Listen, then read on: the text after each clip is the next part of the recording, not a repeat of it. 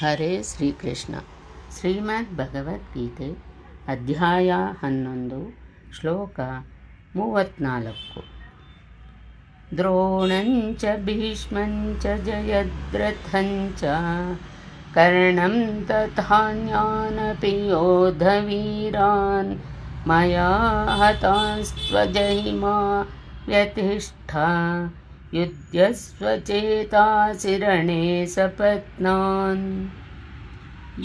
ಈ ಶ್ಲೋಕದ ಭಾವಾರ್ಥ: ಭೀಷ್ಮ, ದ್ರೋಣ, ಜಯದ್ರಥ, ಕರ್ಣಾದಿ ಎಲ್ಲ ಯುದ್ಧವೀರರೂ ಈ ಮೊದಲೇ ನನ್ನಿಂದ ಹತರಾಗಿರುವರು. ಅವರನ್ನು ನೀನು ಕೊಲ್ಲುವೆ. ಆದ್ದರಿಂದ ನೀನೇನೂ ಹೆದರುವ ಅವಶ್ಯಕತೆ ಇಲ್ಲ. ಯುದ್ಧದಲ್ಲಿ ನೀನು ವೈರಿಗಳೊಂದಿಗೆ ನಿಶ್ಚಿತವಾಗಿ ಗೆಲ್ಲುವೆ. ಆದ್ದರಿಂದ ಯುದ್ಧ ಮಾಡು. ಇಲ್ಲಿಯೂ ಸಹ ಯೋಗೇಶ್ವರನಾದ ಕೃಷ್ಣನು ನನ್ನಿಂದ ಹತರಾಗಿರುವರು ಎಂದಿರುವನು. ಮೃತರಾಗಿರುವವರನ್ನು ಕೊಲ್ಲಲು ನಿನಗೇನು ಅಂಜಿಕೆ? ನಾನೇ ಕರ್ತೃ ಎಂದು ಸ್ಪಷ್ಟಗೊಳಿಸಿರುವನು.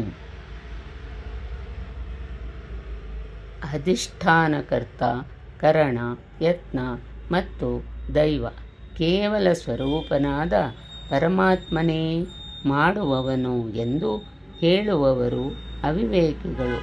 ಅವರಿಗೆ ಯಥಾರ್ಥ ತಿಳಿಯದು. ಅಂದರೆ ಭಗವಂತನಲ್ಲ ಮಾಡುವುದು ಎಂದು ಹೇಳಿರುವನು. ಪ್ರಸ್ತುತ ಪ್ರಕೃತಿ ಮತ್ತು ಆ ಪರಮಾತ್ಮನ ನಡುವೆ ಒಂದು ಗಡಿ ರೇಖೆ ಇರಬಹುದು.